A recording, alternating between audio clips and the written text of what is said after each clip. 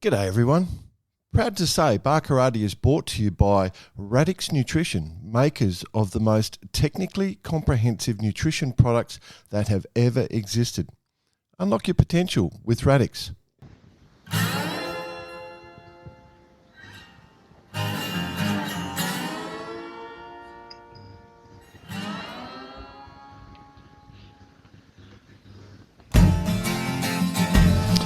G'day listeners, welcome to Barkarati the Sailing Podcast. My name's Jordan Spencer and it's that time of the week.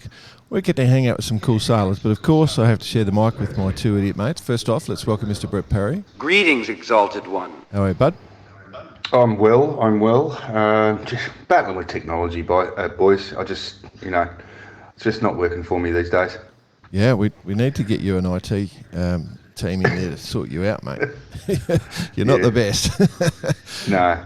That's all right. We won't even push the button for the other bloke because he is moving house in Nassau or something like that. Oh, well, somewhere in the Caribbean. He's just somewhere in the Caribbean, roaming around with some super yachts. Yeah, well, he'll be doing commentary. I assume he'll go to jump in for the 580, the mini globe race start tomorrow, and then of course the 600 starts on Monday. So he'll be pretty heavily involved with that. Plenty happening in his little world. What you're saying is we're giving him some slack. Is that what you're saying? Yeah, cutting the boy a little bit of slack. That's all right. The man that's had so much slack in his life, I don't know how we keep giving it to him. All right, so let's get into our guest this week. I'm quite keen because obviously big fan of the 18s and JJ's is just around the corner and, we have to allocate the reverse curse to somebody, and so we've made our decision. It was a tough one, and our guest this week is a bit of an overachiever. He's been doing pretty well since his sailing career started, I think, at about 13. I don't reckon you started too early, but obviously on the match racing tour, won the World Youth Match Racing Champs, Australian Champs in the 18, Australian Moss Champ, doing 49ers. I've worked with him on Sail GP once. There's a fair bit going on. So this is the young man, and he's the hot form boat at the moment in the 18s. So I want to welcome... Not to mention the coolest colours. Coolest colours, right. And then, long-time sponsor, did the coaching for the Youth and Women's America's Cup team. So there's plenty to talk about from this bloke. So welcome to the show, Harry Price. How are you, mate? Yeah, cheers. Good. Sorry to wake you up so early on a Sunday morning, old boy, but we figured you'd be up and about, being young and enthusiastic. Yeah, been up for ages, ready to go. I was just going to say, mate, with all the stuff you've done, do you get much chance for sleep? It sounds like you're pretty busy. Yeah, I should be able to. Sort of more recently, it's a bit of a challenge every once in a while, but. Yeah, just got to try and get as much in as possible. But yeah, Sunday morning is always a little bit of a stretch to get out of bed and go rig the 18. Well, we'll rip through this and then you can climb back into the duvet. I was just going to say, mate, it definitely won't be happening. It's 6 a.m. and minus 17 where I am, so, I've got no sympathy for you at all. Yeah, good. Mate, 13, is that right? Is that when you kicked off in the world of sailing? Yeah, I started a little late. I actually was just keen on the motorboats and stuff, following Olivia around with Dad. And then I got into high school at Scott's, and there was a sailing program, and sort of just stopped playing cricket and then started sailing and just took off from there. Did a little bit of ski racing as well at school, but yeah, sailing sort of became a bit of a passion and a bit of fun, and yeah, kept going after that. Obviously, Olivia Price, you mentioned there, your sister, you watched her go through her training.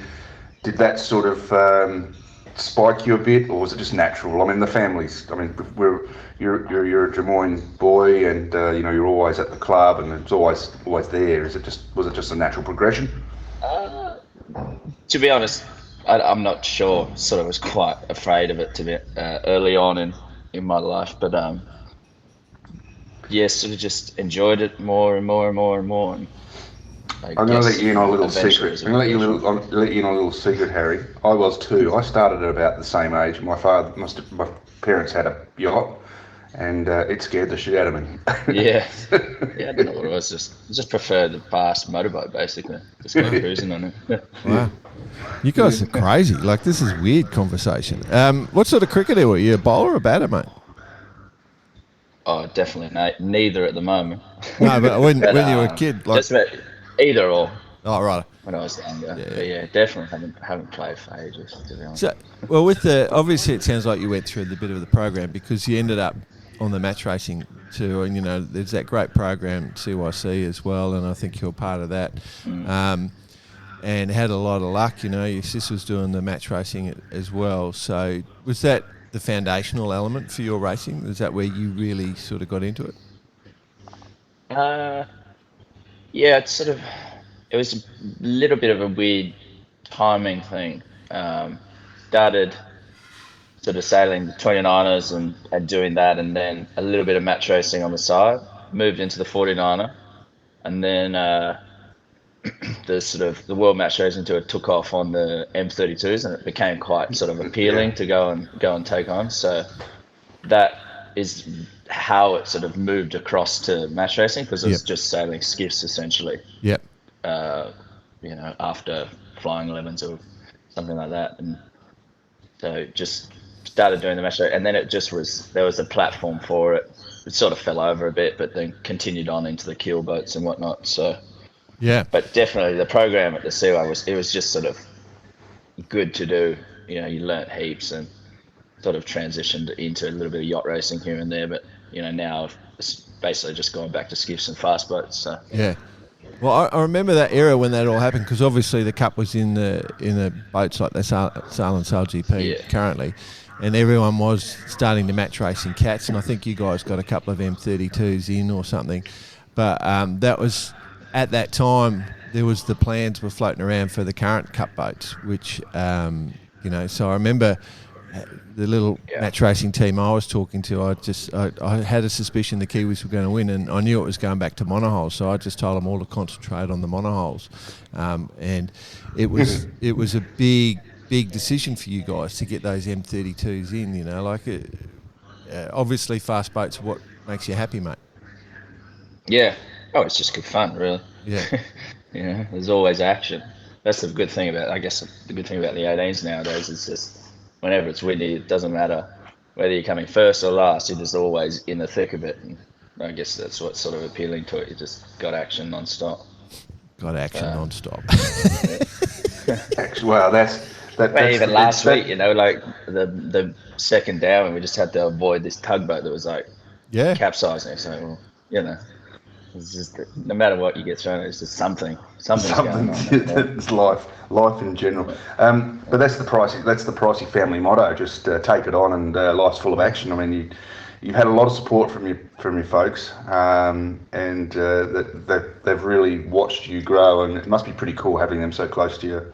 Sometimes probably not so cool, but most of the time probably pretty cool, right? Yeah. I mean, they've always been there, so it's great to have so much support from mum and dad. They love just going out, watching, no matter where it is. They're like, okay, can we come? I'm like, okay, sure, no problem. Not in a bad way, but no. They just love going and just sort of experiencing it, seeing it, and just watching us do what we like to do. And 100%. I mean, it's superb. It's pretty nice to have that support. I wouldn't want it any other way, really. And Down Under Racing, which was sort of it is still an entity. You got a lot of experience from that, almost running the team, weren't you? It was a very attractive option for lots and lots of sailors to get involved in that. Yeah, we just needed to have some sort of a brand to try and get out there, and I remember when we started sort of a match racing team, we were just fresh out of school, and I keep getting all the Facebook memories of when we sort of won our first big match race, youth match racing regatta at the time, and then you just progress from there and try and make it a little bit more professional and stuff like that, and all of that sort of has helped be able to sort of get through each and every part, and it's been pretty good. Yeah. What with we talk specifically about racing, but let's talk about your style of sailing. Like with you, All the technical stuff. no. I'm interested. Like, how would you describe yourself in terms of where your skill set is? Like, are you a tactical sailor, or are you like it's your boat handling where your strength is? Like, where do you think the strength in your performance? Because you've got some really good performances now. You're able to jump across multiple classes, so that's a sign of a good sailor. So, what do you think the strength is for you, bud? I don't really like pumping it up, but Sorry.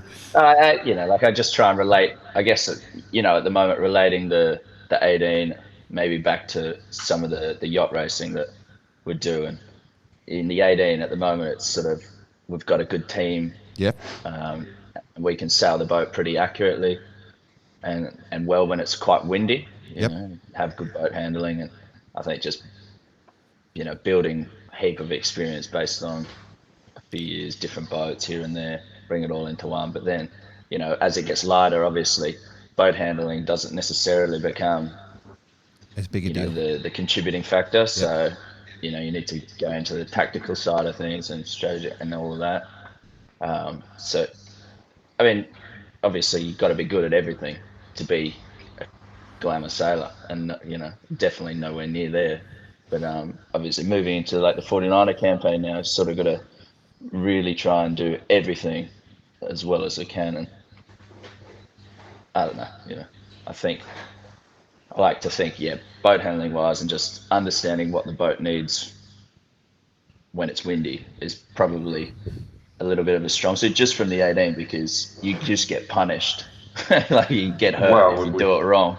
The old saying, you got to finish to win. Like the amount of times you can be a monster lead and then put it in the piss, and then everyone just sails past you. So it's a huge point.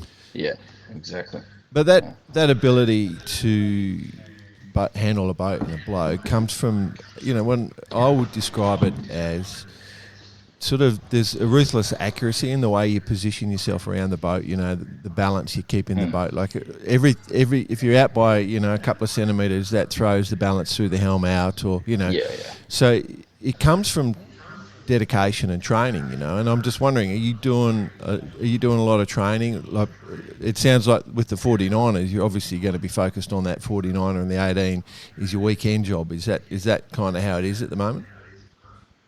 Yeah, at the moment, I've sort of only done 3 weeks of the 49, so can't really put too much perspective on it, but definitely, So then with the 18, have you been doing lots of you've been doing lots of training, coaching, all that sort of stuff? No, not necessarily. Just, well, like we just have, in Australia, we have the clubhouse rules of trying to keep everything pretty easy for everyone. So, because it's like an amateur-based class, we sort of get restricted on days to sail, which is in like our skipper's agreement that we sign each and every year. And so you don't get a heap of training, but normally you try and bank it before the JJs. Yeah. But you never use it all anyway. But I think the season's so long and you get so much sailing time. A Sunday is just good enough. And 17 Sundays before the JJs is plenty of sailing. And they're not exactly physically demanding, so it's not like you're tired or anything. Yeah, exactly. I would have thought though, like with the multiple rigs and setups and stuff, you've got to, you can't do much with the hull on an 18, but you can play around with the rig a bit. So, I would have thought that you'd want to try and do some development, or you're just using the standard sort of issue and just sailing the boat a little more accurately. Is that your approach at the moment? We're sort of we are in a little bit of a, not so much of a development setup, but we're just trying to make the boat easier to sail. Yep. Currently. Yep. So this week, we've done a little bit of stuff, and hopefully today we get to try it out. I think it's meant to be relatively windy, so it's probably going to be pretty good for us to see whether we've gone forward or absolutely done nothing to the way we can sail the boat. We feel like we can get around the track, that's no problem. But it's just like if there's a little bit of a speed race, then we're probably a little bit off the pace. So we just sort of did a little bit of tinkering and just with the sails essentially. Yeah. So there's so much because there's so much sail. You've got to have it right, otherwise it's just a hard slog of a Sunday. Yes, that is true. If it is off, they're hard to sail. They've got a fine line, haven't they? Yeah. Now, you sailed with Josh McKnight for a bit now, Max and Finn Rodowitz. Now, Max Paul has come in on the team. Big, strong lad, smart lad, did the Youth America's Cup. And so what was the thinking there? Has Josh had other stuff he had to do, or you were working with Max here a bit? Yeah, it's funny. Max and I, we started sailing like 2 years ago together. He sort of fell out with his 49er skipper a couple of years ago, and he sort of asked. At the time, Ewan McNichol was the coach, and they sort of asked for someone to just go sailing with Max just to keep him going and whatnot. So I did like 2 weeks with it, and we sort of clicked pretty well. Yep. We went up, did quite a lot of sailing up with Will Ryan and Tom Burden on the lake. Long story short, him and Tom started sailing together after that, but we did sail for a little bit, and it worked pretty well. And then Josh and I, we've done our whole campaign, RAG campaign together until this year. But sort of last year, with the Sail GP getting so massive and so many days, he works for the US team. Yep. As like the shore operator or whatever it is, like team manager or something like that. And I can't even think about what the title is, but doesn't matter, mate. He's busy. And so it's just busy. And then obviously, like I've gone through a few injuries last year, and like with my back and whatnot. So I was always having to find somebody for me to replace me, and then someone to replace Josh when he was away. And we sort of just spoke. It's like it's just a bit too hard. So whenever we need somebody, he'll come and step on. But we just needed to go for a full team. And Pete, the sponsor, Pete Kligeris, was pretty adamant he wanted a team that was going to be consistent, the same almost every week. He really wanted a club championship win, and we managed to sort of sort that out last week and finish that off with the week to go. So, he's pretty happy with that. So it wasn't nothing went wrong. It's just schedules didn't line up, and obviously the Sail GP's over the JJ's period as well now with the LA event. So so right. Just wasn't going with it. Yeah, no, I was just interested because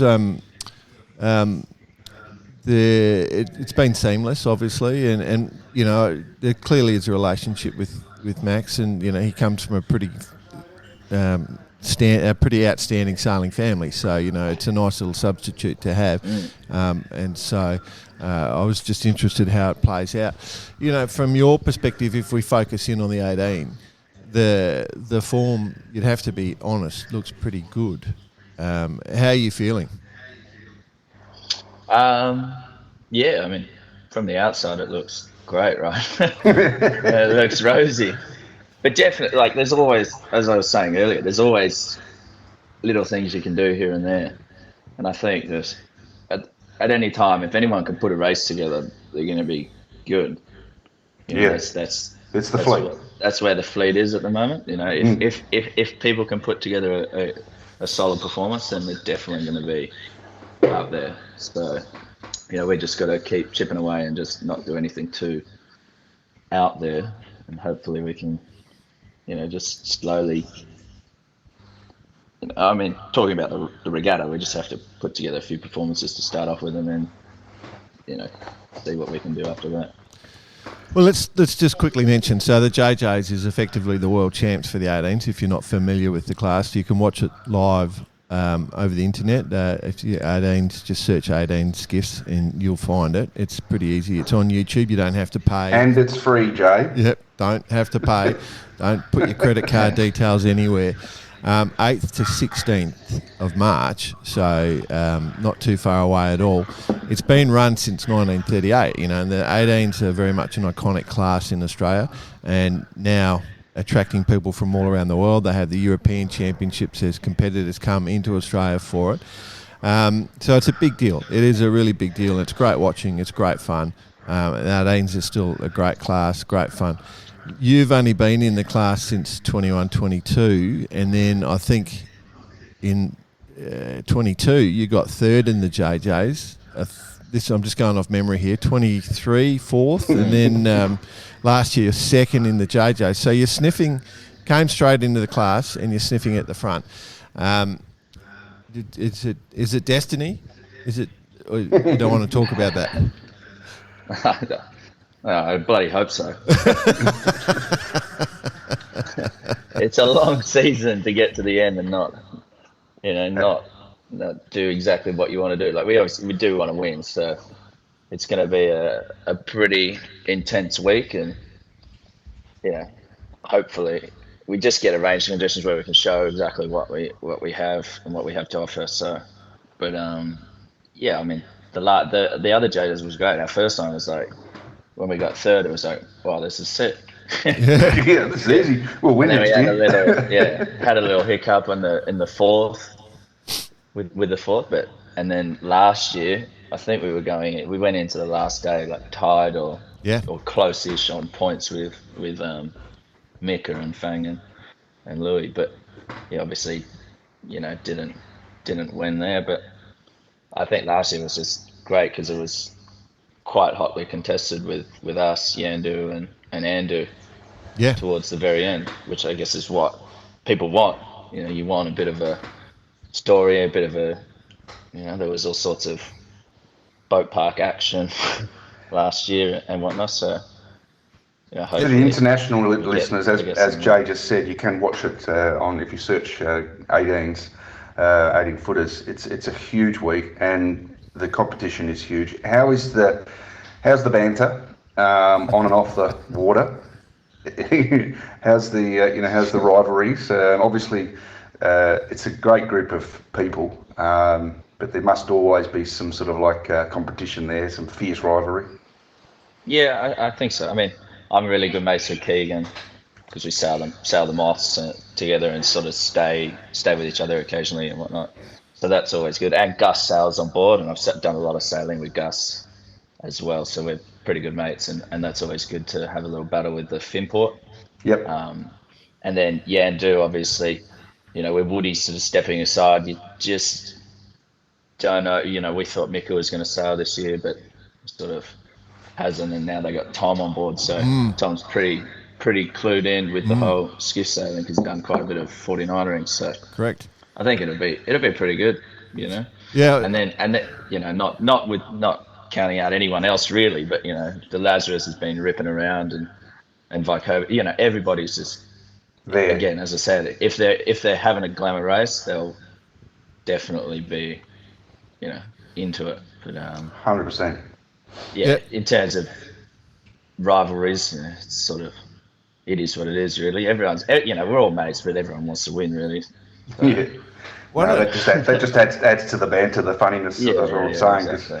It's a highly competitive fleet, and honestly, if you are interested in watching the JJs, get onto it and daily and watch what goes on, because it's superb racing with some fantastic sailors. I think one of the great rivalries for 18-foot skiffs is harbour traffic. Like, you mentioned at the start, the tugboat that I think it was there was a big ship coming in, and the tugboat was trying to bring its stern around, and that tuggy was right on its side there for a while. And the photo's insane. I saw the other day with the big tow line going across the middle of the harbour. Yeah, and the kumquats coming through, to use the commentator's words. What's it like? Like you're manhandling this thing around the course. You fog and sail half the time. You got a big kite. Like, the gear on an 18 is quite large, and then you've got to you just got randoms coming at you left, right, and Well, centre. you've got to handle a 3-foot bow wave off of a 60-foot cruiser. It's like shrapnel flying around in a war scene sometimes. You just get clipped without noticing, like it's pretty funny to watch. Yeah, it was actually like last week. I don't know what was going on last week. There wasn't that many boats out on the harbour, like cruisers, just day boaters. But he said compared to like a nor'easter when we have, it's a glamour day. Like today will probably be busy as. But for some reason, every boat that was out on the harbour was just not in the way, but just there, and it was just like it was just weird. Like, I don't know what it was, but yeah, it's sometimes in the answer to your question, like what's it like? Normally it's all right because you just get away from them. But if they're going with you, like last week we had somebody just same speed matching us just to leeward of us, going down into Athol Bay, and had no idea what the hell the bloke was doing. Neither did he. Exactly, and it's just like like sometimes you're like, oh, this could get pretty out of control, and then obviously you try and avoid it. But yeah, sometimes they're just, and like I go out on my boat every once in a while, but at least I know sort of sailing a little bit and just stop and avoid. When they try and power out of things, it's like yeah, they do a hard circle arc in front of you. yeah. Next thing you know, you're going downwind doing 25 knots, and you got this wave coming toward you. Yeah, and Skiff is always like renowned for just yelling abuse at people on the harbour, but they don't even hear it and they don't care. So half the time you just get screwed anyway. So.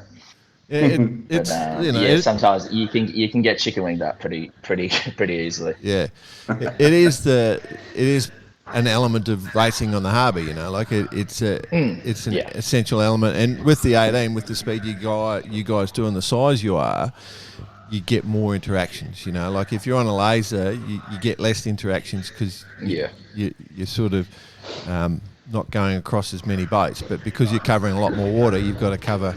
You go past a lot more boats, basically. So, but I can see it being a game changer. And when you think about all the effort and time you put in to your training, I can see it getting in your head a bit. Something like that, or a boat coming through your start line, or all that sort of stuff. It'd be easy to lose your cool. Is all I would say. Yeah, it is. Good answer. Are you a calm bloke on the boat, or are you a little bit lippy? No, not really. I think it's just everything just goes through your head. Well, at least through my head, and it's just a million miles an hour, and you just cannot get the words out, and then all of a sudden it's just constant, just drivel. I think it's all important stuff, but if you ask the boys, they're just shut up, mate. just not listening. Exactly. Yeah. And half the time you can't hear anything because it's so windy. But I mean, like when things are going all right, it's relatively calm. But it's again, it comes back to making the boat. If the boat's easy to sail, it's calm as. But then it's when it sort of gets a little bit harder and whatnot, then you're just trying to find the answers as quick as possible, and you're just going down rabbit holes and stuff. But yeah, I mean, I'm definitely not renowned for being calm. It's which is weird because like on the shore I'm pretty just relaxed and whatnot, but definitely on the water not calm at all. I love it. It's interesting because your sponsor is the Rag and Famish Hotel, and they've famously been involved in the class for an awful long time. I think it's the 29th season of Rag sponsorship in the class. Let me go. Last world champ from 2001 from memory, I'm guessing. John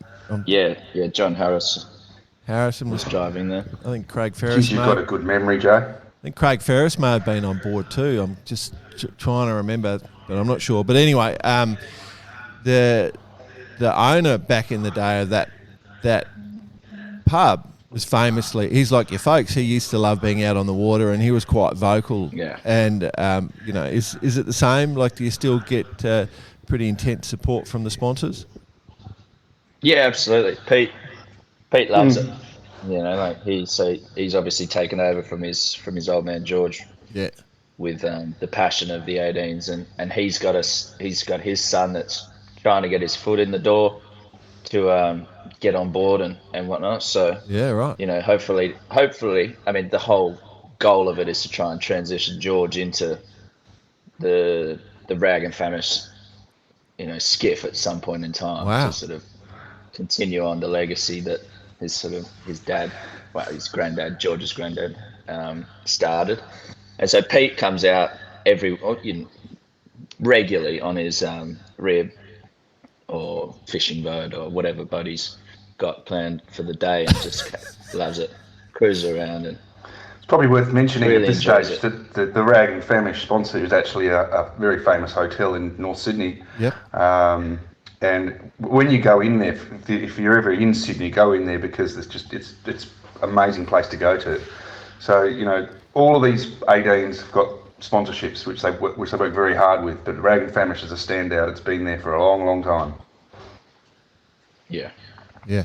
No, and the passion, the passion of that sponsor is important. So what BP's alluding to is exactly that. So how does the sponsorship work with the 18s? Like, do you have to bring it in, or like as you said, they've been there for 29 years. So, do you just rock up and the organisers find a sponsorship? You can see with the Winning family involved, there's plenty of white goods sponsors involved in the fleet. Yeah. Yeah. I mean, I think that, without speaking out of term or anything, there's definitely in the past have been plenty of Winning support. And I think, by the looks of it, there's sort of other brands and stuff trying to get involved, and which is, I guess, great for sailing, to be honest. Absolutely. Great for the class. If you go and ask, I mean, even we were the same thing, trying to set up any sort of support or any funding or anything like that, you sort of can't get anything because there's no, you can't give them the exposure that they want or anything like that. So with the 18s, it's fantastic that we have this live stream that goes to the world and everything. And I think But it's also the tradition, Harry. I mean, like in Sydney in particular, the tradition of the 18s, if you're involved with them, whether it's a sailor or a sponsor, it's got this kudos. It's got this, you're a part of Sydney, and I think that's also a big part of it. Yeah. So, I mean, it's great. Well, I mean, the way we worked it out was the boat was available after one of the JJs, or, one of the seasons, and we went to Pete. Didn't know Pete, to be honest. Actually, I knew his son because I coached him at school and whatnot. But we went and said, hey, we want to get the team together, and he was umming and ahhing, and then obviously, went through. But the clubs provide the sponsors essentially and provide the boats and all of that. So they bring it in. Which is why it's so successful. I mean, it's a hugely successful class in Sydney. But if you got a new boat a couple of years ago, I think, like if you want a new boat, how does that work? Are you going to convince the sponsor, or you got to punt the money up yourself? I mean, you sort of got to talk to the club, really. Yeah. The club make all the decisions, and then they like to try, in more recent years, they've been trying to turn over the gear pretty aggressively in order to bring the whole fleet up. Yep. So, I mean, if you look at it, all the masts are essentially one design now. Yep. Well, I mean, they are, unless someone's just got still old stock until they turn it over, maybe next year or the year before, year after. And then all the boats, I mean, the oldest boat maybe is the Royal Oak, potentially. Yep. Which, John O'Witty put that together maybe 2017. Yeah, so it's not overly that old. No. But yeah, definitely they're trying to. I mean, and even the European market is through the roof at the moment. Yeah. They just want 18 for skiffs, and just constantly. So. Which is not a bad thing because it can provide a bit of an outlet for an opportunity for new boats here. They're an ideal boat for Europe. Yeah, exactly. They're an ideal boat for Europe if you look at it. Like light ups. Yeah. You're powered up in light winds. You've got flat water often. Yeah, exactly. So they're just a glamour boat. So obviously you go get to sale 18s on Guardia. You couldn't ask for more, really. Like you couldn't, it's a wet dream in reality. Oh, Mar Menor down in South, down in Spain, mate. Unbelievable. I actually went for a sale with one there. It was lovely. Fantastic. All right, so 18s, we're good, fired up. What about the cup, mate? You're doing a bit of the coaching stuff. How much fun was that, being involved with all that? Yeah, it was good because it sort of all started just trying to get, I just spoke to Olivia. I was like, what do you think when the whole invitation sort of came out and the announcements of the Women's America's Cup, and she was like, oh yeah, interested, and we started to gather some traction and get something together and whatnot, and then a youth team had to be provided as well for us to get the women's team up, so we were like, okay, we'll try and do the youth team as well. And then obviously we're entirely volunteer run organisation, and everyone knows that we're sort of just trying to get to the start line and whatnot. And so it was good fun. Huge effort though. Massive. Yeah, so it was great just to be amongst quite a broad team of different people and whatnot, and it was quite interesting trying to sort of manage all the people essentially. That would have been an interesting experience. Explain that, because obviously you're sort of used to doing your own thing. You do have some coaching now with your 49er going on, obviously a lot of coaching, but that was a whole new experience for everyone, and having to pull everyone together and I sort of watched it from the sidelines going to the office a couple of times, and it was a busy period. Yeah, it was, and we created a community essentially, which was good. Everyone saw what we were trying to achieve and why we were trying to achieve it, and it was just good to be a part of it. It's good to get it up off the ground, and hopefully it continues onwards. We're sort of still waiting to see what's going on with it all, but fingers crossed it's going to keep going, and we can have other people take it on and go to that next level. I think the majority of the world population, the technology in the big boats was interesting, but the AC40s were so much more enjoyable to watch. They were just everyone was into them, it was great fun. Yeah. Some of the crashes, were insane. Particularly, I've got to say, when we had the boys on, when they were talking about that wipeout at the start, geez, it was funny. And you got to look at the personalities of the fleet as well, because that's what made it for me. Watching the AC40s was more about the boys and girls on the boat having a laugh and having a good time and doing the best they could. And some of the comments were just huge. Yeah, I thought it was. When you look back on it, and to be honest, I haven't done much reflecting of the sailing part in general. But just think about it now. It was bloody cool to even just be near it. I didn't go sailing on it at all, but just being near it and just watching it, it's like, this thing is awesome. Yeah. And hopefully, and it sounds like the rumblings in the background, that it's going to sort of ramp up a little bit more than what we had. So hopefully, it just gets better and better and more inclusive and just more action, really. Well, action's the key word. The 75s are great, and that's the ultimate technology and what it is. But I've got to say, for pure entertainment, the AC40s, both the men's and the women's, were cut above. It was just more entertaining. Yeah, it was outstanding, really. It was good, right?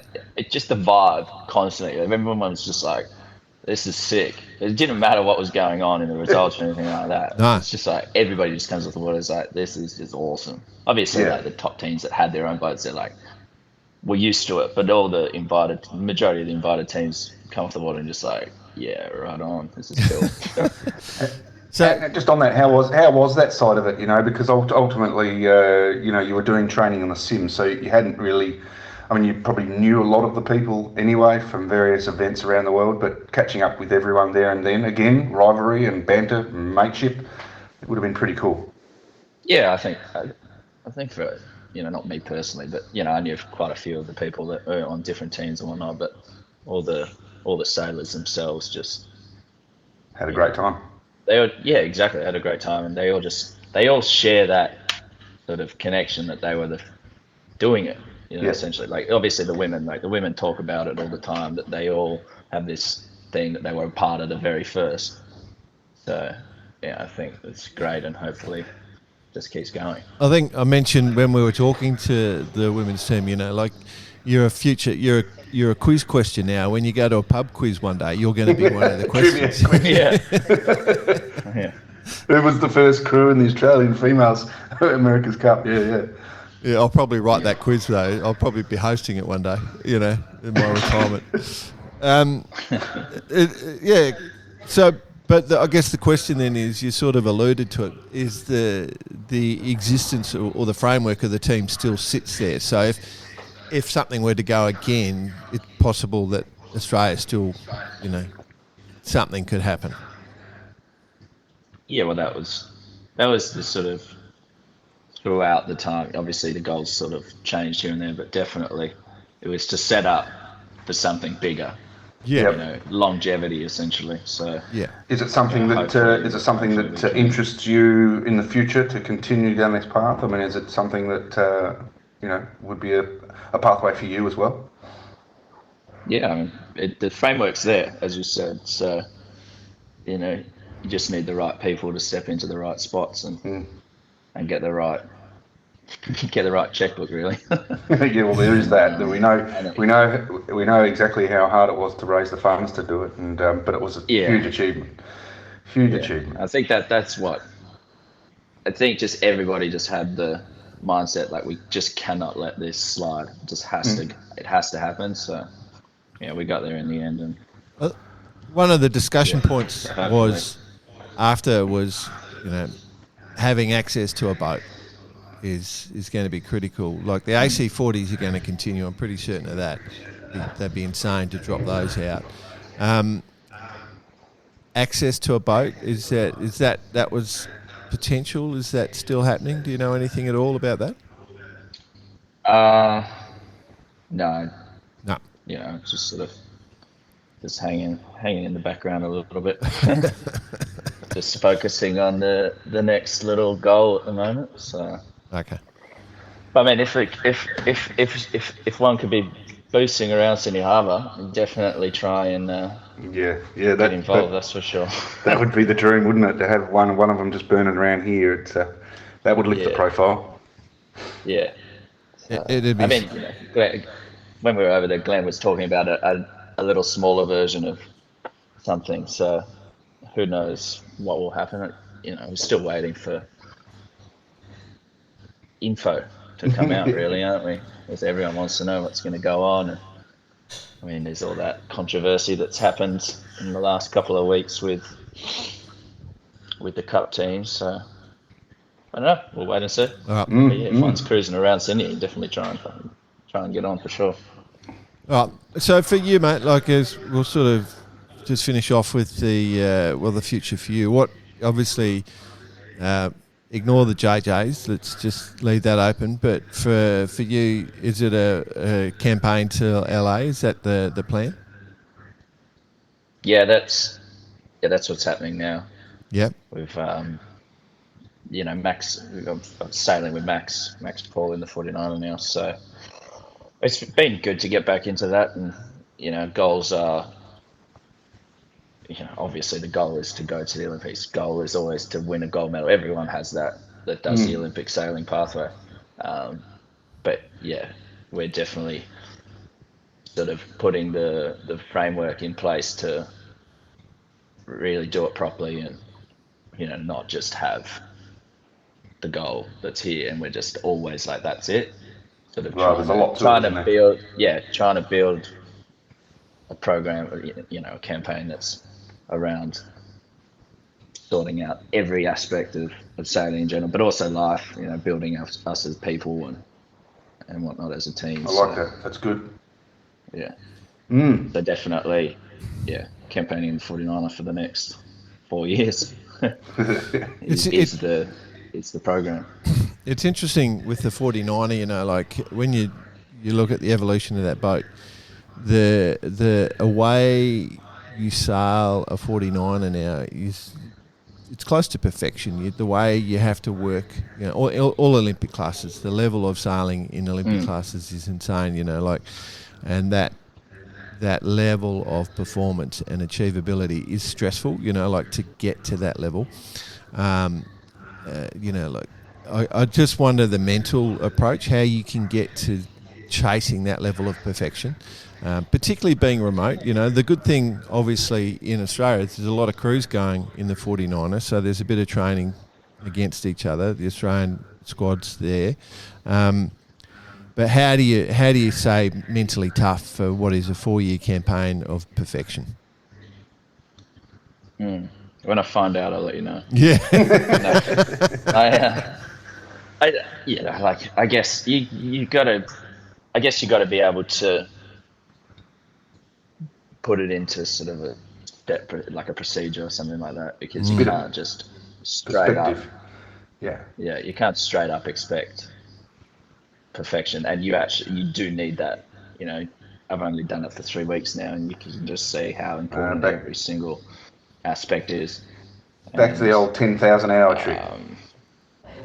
Yeah, which is an absolute grind. But at the end, like once you achieve that goal, you will absolutely deserve it. So, you know, you just gotta put the time in and grind away. Yep. There's you get to sort of, I'll give you the reward in my mind when you get to that level, right? When you get that level of execution where you've got it. There you get to a level of understanding where it almost becomes surreal sailing, like when you are doing things that, you know, probably 3 or 4 other people in the planet or, you know, in the country could do, you know, like you're able to balance a boat through extreme conditions, and you might be doing something one day on a boat and you'll just go, wow, this is, you know, and you just can sort of look at it from the outside in and you just go, you know, that's when you get that reward. Like I guess from a runner's perspective, you know, like when somebody sprints and you're in a distance race, somebody puts in a sprint and then it just backs off a fraction and you actually recover while you're going at a speed most people would be collapsing on the ground, sort of thing. You get in all sports, there's that sort of level where you get to an extreme level and you get this sort of perfection execution, and it's very rewarding when you get to that. And I reckon, you know, you're a good sailor, so you know exactly what I'm talking about. Yeah. Yeah, time will tell, really. Yeah. One thing about you, my friend, is that you're not going to give up anything too much, right? So you could keep government secrets, I reckon. You'd be pretty comfortable. Yeah, I'll try. Yeah. Well, the other side of it is all the experience and the what you've had done in your past. There's an element of a realistic approach. We know how hard it is, and I think if you've got the wrong attitude, it's going to backfire. So the hard work's in front of you, and mate, I can't wait to see it grow and develop. 100%. So excited for you. So keep up the good work, and for the JJs. Yeah, cheers. Yeah, we'll get flushed out pretty quickly if we don't put it all together. So that's it. We'll see. All right, mate. We might leave it there. So best of luck. Appreciate you taking some time on a Sunday morning. I know that you've got to put your church clothes on and head in shortly. But beyond that, you know, good luck at the JJs. You've got the reverse curse now, so life's easy for you. Yeah, perfect. Don't use it too early, though, mate. Make sure you be smart with it, you know. Yeah. Very good. Good on you, mate. Have a great day today, and have a great couple of regattas, and good luck for the next few years. Awesome. Thanks, guys. Appreciate it.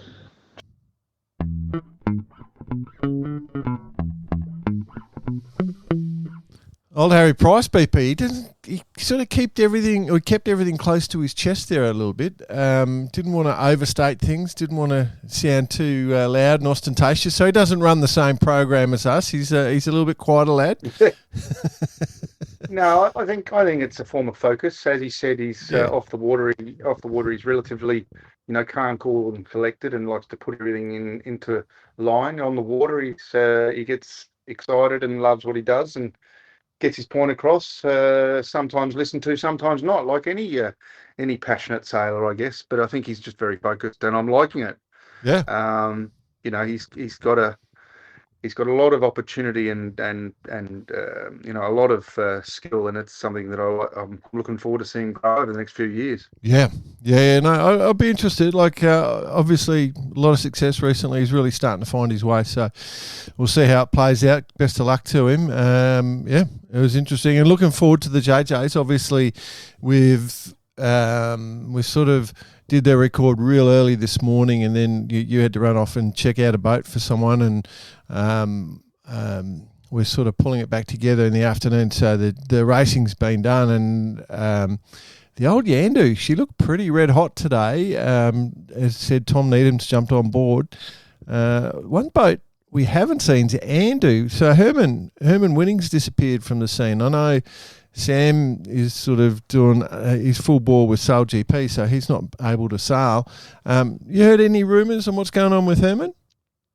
Negative. Oh. So I'm just, we're looking at what's on the video, and it's a new, I guess the change of guard, if you like. So it's I like it. I mean, I think it's good for the class. We've got by Kobe, we've got Yandu, we've got Rag and Famish. We've got all these boats up Finport. there. Finport, Keegan. So it's going to be a really exciting year. Yeah, the Germans look pretty good today too. Had in flashes until I had a swim. Very tough conditions, I've got to say. I was up at the Palace. Yep. The Mighty Moyne Sailing Club, for those who don't know.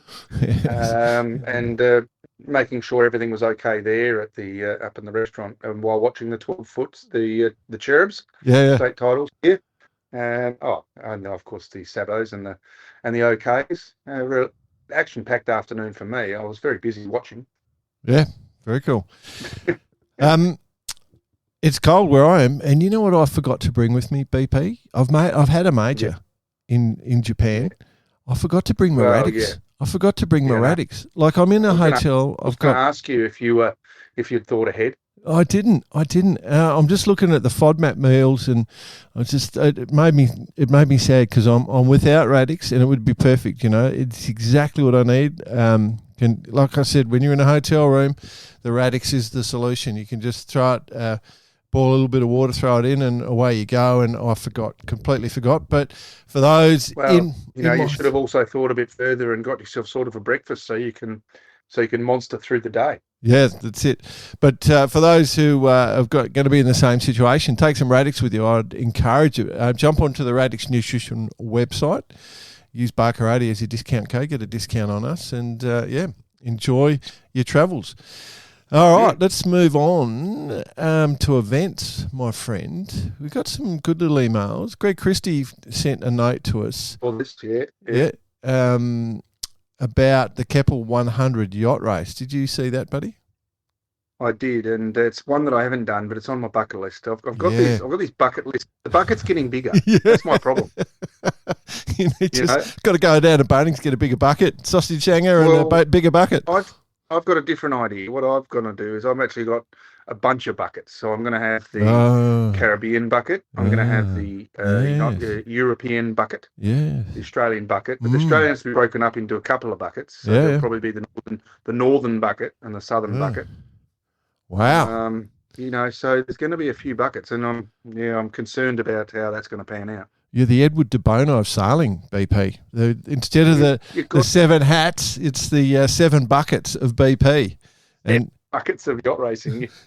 If anybody, there'd be about 5% of the population listening. It was a good email, and the people who do this event, they adore it. They love it. Yeah. So he's just sent us a great sport. Excellent. He's just giving us a lovely compliment, which we're very much grateful for. In fact, he's a long-time listener from episode 1, first time in touch. He wants us to invite interested yachties that may be close to Keppel Bay in central Queensland to compete in the Capricorn Cruising Yacht Club's marquee event of our season.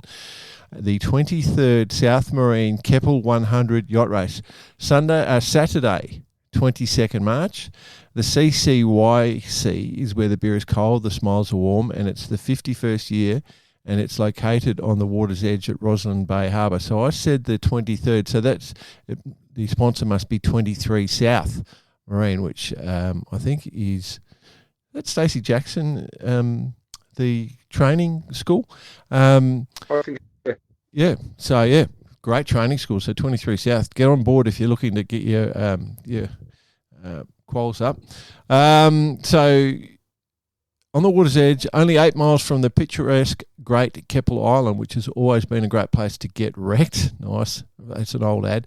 Get wrecked. Yeah, the event's 100 nautical miles, and the course is a grand tour of Keppel Bay and the beautiful islands that populate this outstanding stretch of coast that seems to be one of Queensland's best kept secrets. It is glamorous. If you guys have not known, it is such a beautiful part of the world.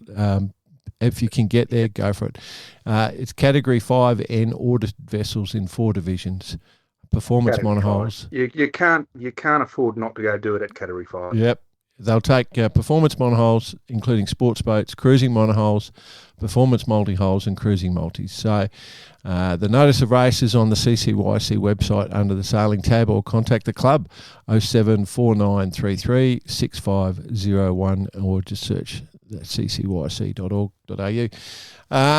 Very cool. So that's a good one. Thanks, Ruffy, for sending that little note through from the sailing committee.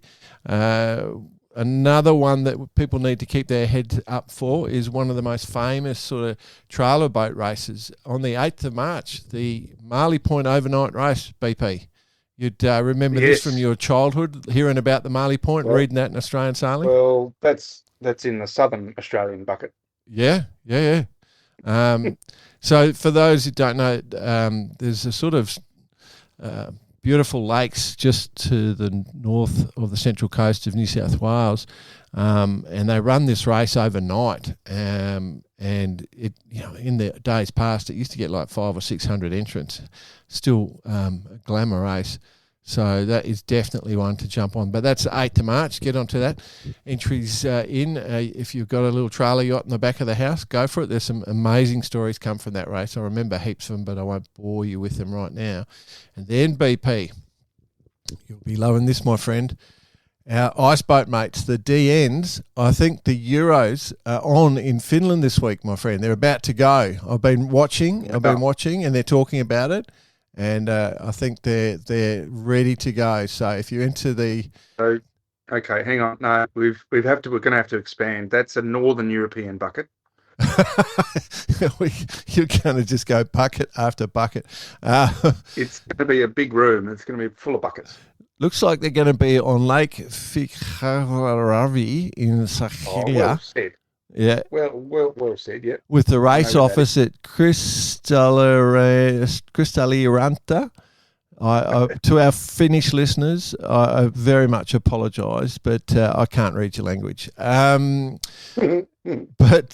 anyway, DN Euros. Jay, you give it a good hard crack. We do the Aussie version. We should do a segment. Just send in your location and we'll do the Aussie version of it for you. That's a good idea. Yeah.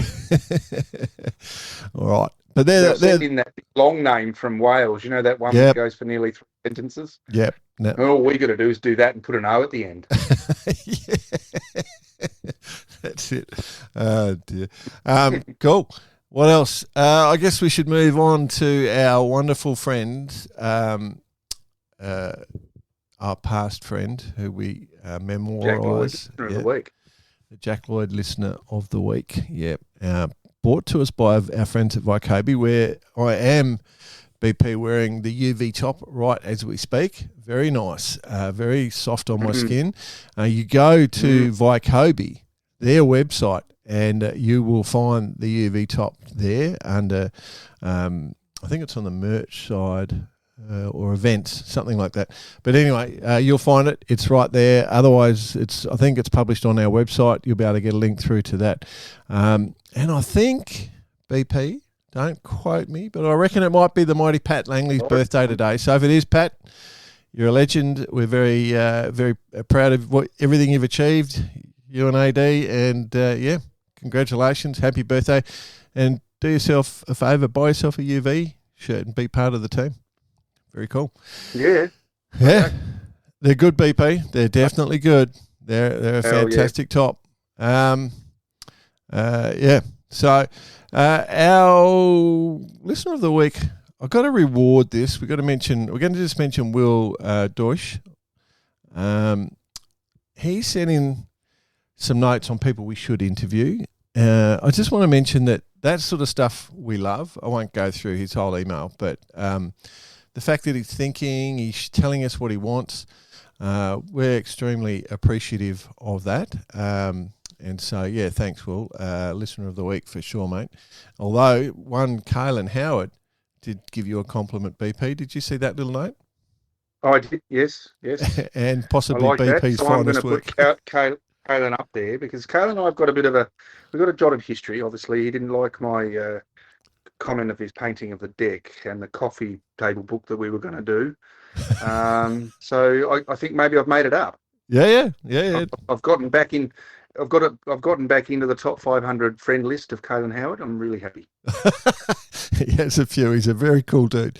Oh dear. He's a very popular person, and if you can get in the top 500, it's good. I mean, you work your way up through to the 400s and 300s. About 250, you get an invite to a barbecue. Is this another bucket list? I'm working on it. Yeah, the Kaylin Howard bucket list. I'm working on it. You wouldn't mind going for a sail on that boat, to be honest. No, looks good. So, Kaylin, if you're listening, I'm quite happy to come down and provide my services, obviously for free, because I just want to go sailing on the boat. Okay, there you go. There's the pitch. I love it. Ole, ole, ole, ole. Feeling hot, hot, hot. It's hot time with Bice. Feeling hot, hot, hot. It's not. It's an interesting time, BP. We're concerned. Has he lost touch? Like the Teakle Classic was on this weekend, his most important race of the year, and he's swanning about on super yachts in the Caribbean. Has he lost touch? Well, I think it came up in conversation. Is the Teakle Classic finished? Is it? Without Bice? No secret men's, no Bice. No, this year, no secret men's business, no Nick Bice. Is it over? Is it going to be able to battle through these tough times? The global climate has, I think we're struggling. I think it's going to struggle. No, I'm going to go the opposite. It's going to soar. It's going to soar. It's been held down. Bitey's been a weight. He's been an anchor, a chain around it, The Teakle Classic's ankle the whole time. Yeah, that's right. And so now it's time. He's been cement boots. That's right. No, it's going to shine.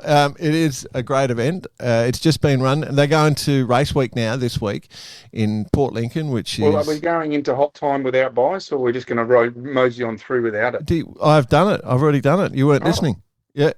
Oh, there you go. You see, we're so good we're using this technology and I can't hear it.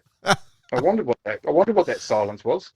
Oh dear. Well, we'll just continue on as though it's we've done it, but we absolutely have done it. But so yeah. Good. So the Lincoln race has been run and won. The old Brenda Biller getting the line on us in the absence of the secret men's. But on the IRC, it looks like Reverie has taken Alan Woodward. Reverie's got up. Yeah. Yep. And our good mate, one of my very good mates, Kim Clark on Fresh, the Sydney 46, I think it is. Fresh. Into second, Sintara, Beneteau 47.7 for third. So interesting that it's the racing side of things, we need to sort of step that up and try and, Kaylin's boat, when it arrives, it'll be a good challenge to see how that rolls. But yeah, it's always a great race. Yeah. Obviously, if Bicey was here, there'd be all that banter about the Teakle Classic, and I'd be mentioning the Brisbane to Gladstone because the Brisbane to Gladstone is not that far away, and it is. it's just a couple of years older than the Teakle Classic, I think it is. So, because it's the 75th Teakle running, and then the Brisbane to Gladstone, I think, was 78 or 79. So, it is just about to get underway and go again. Easter Friday is when it runs. If you've never done the Brisbane to Gladstone and you've got a fast boat, get up, because it's one in every 20 years it's on the nose. The rest of the time it's just smoking downhill. The southeast trade's blowing. We had the on the nose a couple of years ago, didn't we? Yeah, so we got plenty of time before the next one, so all good. I'll be well and truly retired from sailing by then. Yep, yeah, that's right. But yeah, so that one's coming up. It's important to get up there and be part of it. I think she's a cracking event. Going to be great coverage. Again, I'll be doing the commentary for it. So yeah, nothing but happy times for anyone who's interested. Nothing but fun and frivolity. Yeah, that's right. That's right. Cool.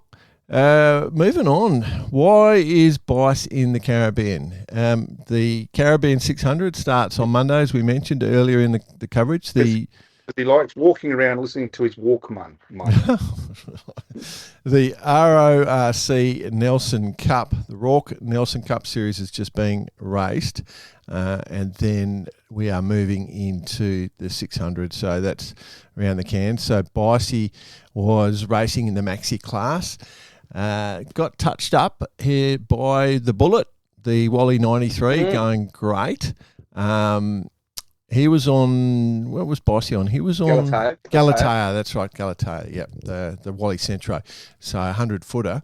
A few Wallies floating around, and then the old Balthazar, the Maxi 72 there. So, but the big looked pretty good. I don't know if you saw any footage, BP, but there's a bit of wind on. Negative.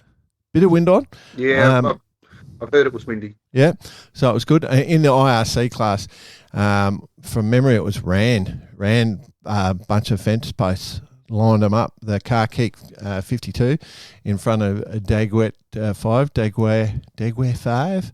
The car kick 54 in front of Inno Noir, the car kick 45. So, there you go. Yes. They found their legs at last. Yeah. They've found it. Great. It's great. You know what's great about it? I know I can relate to this 100%. You know, you put all this effort into boats, and you do a lot of work to try and get yourself into a situation, and when it all comes together like that, you've got to be happy for everyone involved, the owners, the designers, the crew. So pretty cool outcome for the car geeks. Cool. Speaking of pretty cool, Bud, you were part of it. The most number of media, the first media call out I've ever seen for the return of a yacht delivery this week. Media came out to see two young ladies bring a boat back from when they're cruising back from Spain. You're the expert. You were there. So you want us to give us a little bit of information on that at all or not? Well, look, I think it's more than a yacht delivery, and I think there was a little bit of negative commentary about it. I mean, some people just don't get into the effort. First of all, to do it doesn't matter at what age, but we're talking about two young female sailors in their early 20s doing something that a majority of people on this planet would only dream of. And never actually get out of bed to do. So I'm gonna stand up and say how cool it was. The story is that Cole Brow obviously sailed around the world on her own, first USA woman, I believe, to do it, and get some massive accolades. And she became very popular, not only in the sailing fraternity, but on the socials, because she was very good at telling a story, which I love and we all love here. Next part of that was she is moving on from that boat, which was a Class 40, boat hull number 54, first flight. And a young lady from Middle Harbour Yacht Club here in Sydney by the name of Elizabeth Tucker, I've got to say. Yeah. She doesn't like Liz. She says that's what her mum calls her. So we've moved on. It's Elizabeth Tucker. She's taken the boat off of Cole's hands, and it was done in a way that required Cole to be a part of a delivery, and now not just a normal delivery, but from Spain to Sydney. Now we're talking 70 days. The logistics behind that, and the amount of effort to go into that, it's nothing but praise from me. And when they arrived, I was lucky enough to get on board and share the moment. And I can tell you, it was great fun. There was emotion, there was happiness. There was happiness on Elizabeth's side because she's got her boat back to where it's got to be. But on the other side, you've got Cole Brower, who's kind of ending a chapter. And you felt it. You felt like Cole has done all this stuff with this boat, but now it's moving on, and it's the next chapter for her. And we are looking forward to hear what that is. But we're also looking forward to hopefully getting Elizabeth on the show next week. Yeah, well, Cole's going to race an Amoca 60. Yep. So that was always on the card. Happy days. She signed up with guest number 1. So, yeah, happy days. Congratulations, Cole. We'll be doing a bit more with that, I'm assuming. We're working on that at the moment, but, it's, how we roll. We don't really have a plan and or a schedule and or a structure. Or 3 blokes in the same room ever. So, yeah. That does weigh on us, but yeah, we'll get onto that. And I've got to borrow my daughter's computer to make it all work. Yeah, dear. All right, we're just about out of time anyway, but we'll finish on a couple of little things. Congratulations, Bellamente, with the course record for the Miami to Nassau race. I saw that 9.5 hours, so 4 hours off the 2012 record. So the Maxi 72 just smoking around the course, but a Class 40 taking the overall on ORC. The Velocity beat Bellamente into second place. And Hooligan Racing, the TP 52. In third. So there's a bit of racing in Florida and those regions, the Caribbean, all that sort of area that's still going on. The other thing that's going on is Geograph Bay. We've had Geograph Bay race week. The West Australians are going strong. There is plenty of racing. It's a big event. Have you sailed Geograph Bay? Negative. She's a good spot. It's a beauty. It's very famous for the 2 kilometre long jetty that sticks out. It's also got a lot of flying fish, So like you're racing along and then suddenly you got a fish in the boat. There's a little union over there, is there? Yeah, the Flying Fish Union. But massive turnout from the Western Australians for the event. It's getting bigger and bigger. So if you're over that way this time of year, it's probably one to keep your eye. I won't go through all the results, but I just wanted to mention. Look good. There's plenty of photos up on their Facebook page if you want to go and have a look and see if you find out a bit more about it. But congrats to all the organisers. Well done. And then the other thing, just to mention, we're about to drop into Falling Week. Yes. In the US. In the States. Yep. So best of luck to everyone over there for that. Yeah. And I think that's about it, BP. Is there anything else you need to talk about? No, mate, I'm pretty stoked with that. Thanks for everyone listening, and again, just let's touch on the fact that, and we're promoting this one pretty hard. The JJ Giltinans coming up. Get onto that because you will love the coverage, whether you watch it live or recorded the next day. Get onto it because it's exciting racing and it's a great fun, tight fought event. Yeah. Cool. I do. The other one I should mention, of course, is down in Tassie. The Bell Reeve Regatta was on the Banjo Shoreline, the Crown Series. It's something they're trying to get up. It's the inaugural Tasmanian Yachting Championships going on there. So they did have the SB20 national champs, but a bit of keelboat stuff, and there was some off the boat racing going on as well. So for anyone wanting to check that out, just jump on and Google that. But just wanted to mention that there's been plenty of sailing in Oz. I know we're a little Oz focused, obviously, and the focus now switches, as BP says, to the 18s, but also for me, the DNs. And the ice boat, seeing I'm in icy situation right now as we speak. Good. So that's it. Bloody good. Cool. All right. Well, to all those competing in Lincoln Race Week, enjoy yourself, and all those generally sailing, enjoy yourself. If you need us to talk about your events, let us know. Cheers@barkarati.com. Get in touch because we love talking about you and your events. Wow, nice, PP. Well done. Yeah, I like that. I've done a bit of training during the week. Radix Nutrition. Use Barkarati as the one word, discount code, And yeah, cheers to Baccarati. Thanks for listening. We appreciate everything. UV tops and hoodies all still available. UV tops at Vycobi and hoodies at the Baccarati website. Cool. See you next week, everyone. See ya.